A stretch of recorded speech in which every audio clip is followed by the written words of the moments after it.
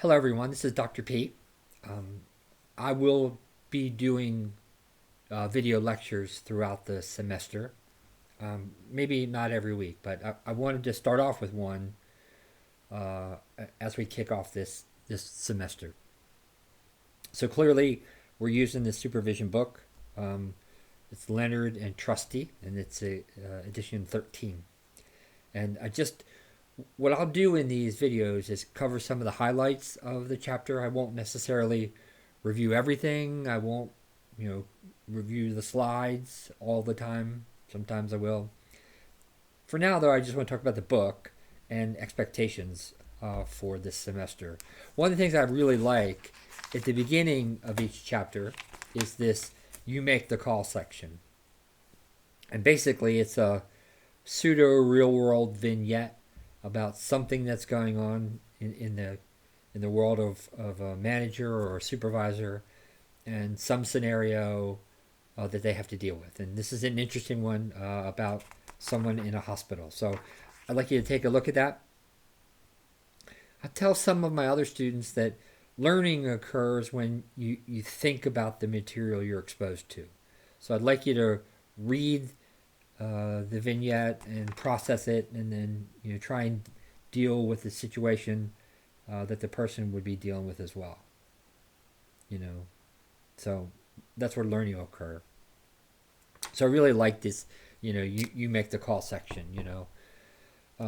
Throughout chapter one, it talks about being a supervisor in uncertain times, and I've never come across a time that's been certain.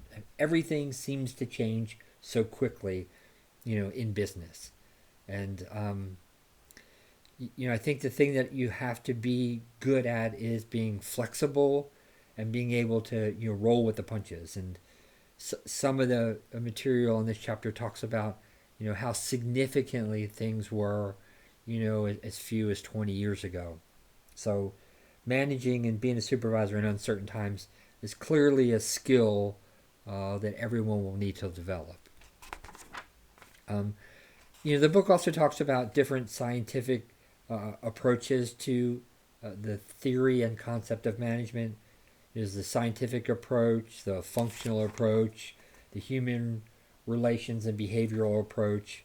Take a look at those.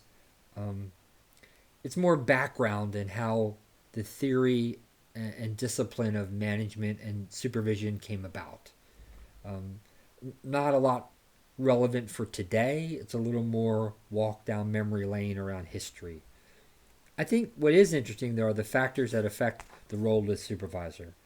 And some of these are how the population and workforce is changing over time, how the age of workers is changing. As we all know, the age of the workforce is getting older. It's not, uncommon to go into a Walmart or to a McDonald's or some other fast food restaurant and have, someone in their 50s, 60s, and 70s working there. Either because they, retired and they want something to keep busy, or perhaps they need to do it from a financial standpoint. But we see the age of the American worker getting older. We see women in a greater percentage in the workforce, which is awesome. One day the workforce and management and executives will mirror the population split between men and women. We're not there yet, but hopefully that'll happen soon. There's a section on minorities in the workforce, barriers for women and minorities in the workforce. So several different factors that affect the manager role. The one I really want to talk about this section is around corporate culture and the three E's, which are engagement, empowerment, and employee participation. I'm a big believer in organizations that can engage employees and empower them and excite them, will perform better. And it's a manager's role to figure out, what and how they can help motivate individuals. We can do that in a number of different ways. But basically, when our employees see that we care for them and we're honest with them and we're transparent and we treat them like humans, and we display empathy for them, then then they'll work harder for the organization and work harder for us as managers. Um, yeah, and the last part of the chapter one talks about how you can get into uh, the profession of supervision, how you can get a job in this area if you're interested in that. And it talks about places to look for jobs on page 30 and in 31. So every chapter is the same. It ends with a summary over here about the things you should know, key term section, and then some questions to quiz yourself about what have you learned, and have you learned the appropriate amount of material.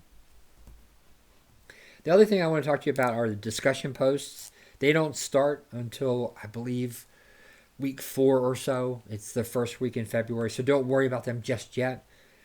But what you need to do is you need to make your initial post by Wednesday at 11:30 p.m.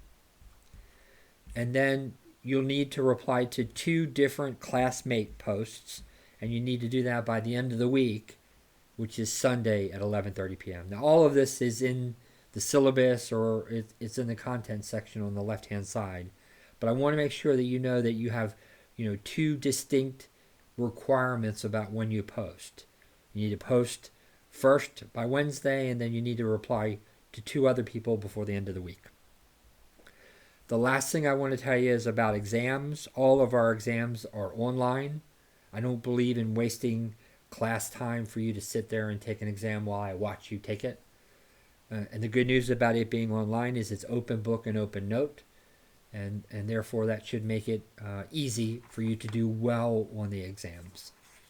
Later on, as we get closer to the first exam, we'll talk about exam taking strategies, and I'll share with you some ideas on how I think you can be maximally effective in getting a high enough grade. Okay. So, and again, this is just the first of several videos that I'll record for you all, but it's about chapter 1 in our first week together. I look forward to working with you. Please, if you have any questions, reach out to me. Email me through Pelicipi's email, or you can email me through Brightspace. Either way, I'll get it, and then I'll come back to you very quickly. I hope you have a great day, and I'll be seeing you soon.